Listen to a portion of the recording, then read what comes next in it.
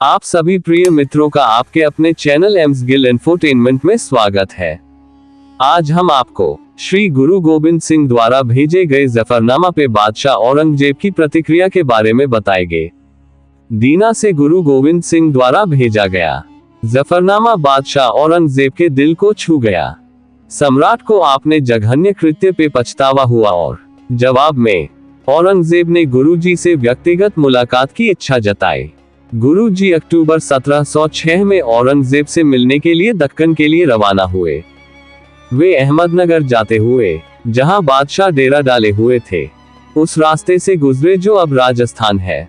मार्च 1707 में बाघोट या बाघोट में उन्हें औरंगजेब की मौत की खबर मिली और उन्होंने शाहजहानाबाद के रास्ते पंजाब लौटने का फैसला किया।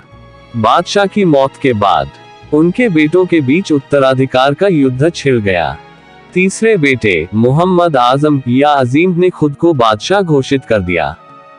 दूसरे बेटे मुअज्जम बाद में बादशाह बहादुर शाह ने पेशावर से गद्दी पर कब्जा करने के लिए प्रस्थान किया। गुरु जी के अनुयायी भाई नंदलाल जो पहले मुअज्जम के दरबार में सेवा कर चुके थे उन्हें मुअज्जम द्वारा लिखा गया एक पत्र दिया। मुअज्जम ने सिंहासन को सुरक्षित रखने में गुरु जी से मदद मांगी थी और गैर मुसलमानों के प्रति धार्मिक सहिष्णुता की नीति अपनाने का वादा किया था। गुरु जी ने मुअज्जम की मदद के लिए भाई धर्म सिंह की कमान में अपने अनुयायियों का एक दल भेजा। मुअज्जम की सेना ने 12 जून 1707 को जजाऊ की लड़ाई में आजम शाह की सेना को हरा दिया। मुअज्जम बहादुर शाह के नाम से सिंहासन पर बैठा।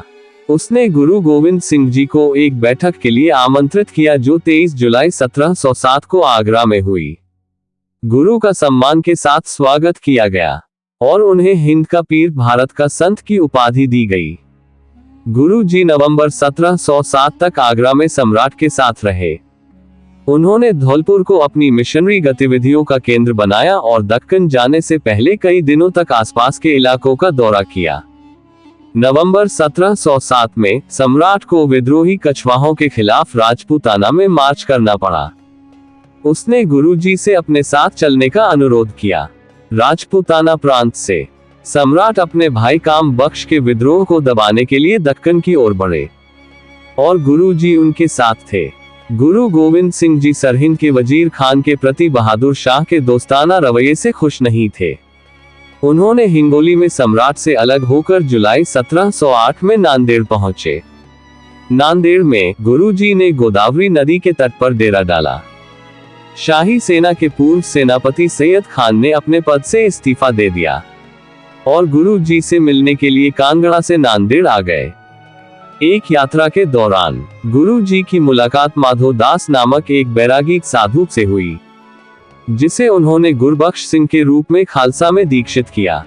गुरबख्श सिंह जिन्हें बंदा सिंह या बंदा बहादुर के नाम से जाना जाता था जल्द ही उनके सबसे भरोसेमंद सेनापति बन गए।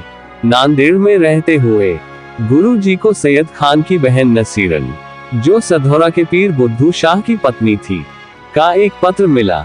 पत्र में उन्हें बताया गया कि सम्राट की सेना ने सधौरा में लूटपाट की और पीर बुद्धू शाह को विद्रोही के रूप में फांसी पर लटका दिया क्योंकि उन्होंने गुरु गोविंद सिंह पर विश्वास किया था जिन्हें वे काफिर मानते थे।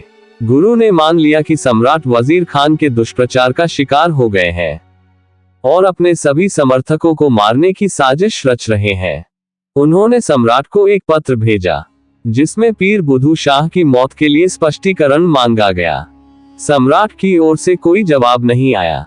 इसके बजाय गुरु जी ने अफवाहें सुनी कि सम्राट उनके खिलाफ युद्ध छेड़ने की योजना बना रहे थे। गुरु ने बंदा सिंह को खालसा का कमांडर नियुक्त किया और उन्हें अपने तरकश से 5 तीर और अपने चुने हुए 5 सिखों सहित एक अनुरक्षक दिया। गुरु गोविंद सिंह जी ने बंदा सिंह को पंजाब जाने और प्रांतीय अधिपतियों के अत्याचार के खिलाफ अभियान चलाने का निर्देश दिया। अपना कीमती समय निकाल के हमें सुनने के लिए सभी दर्शकों का हार्दिक धन्यवाद।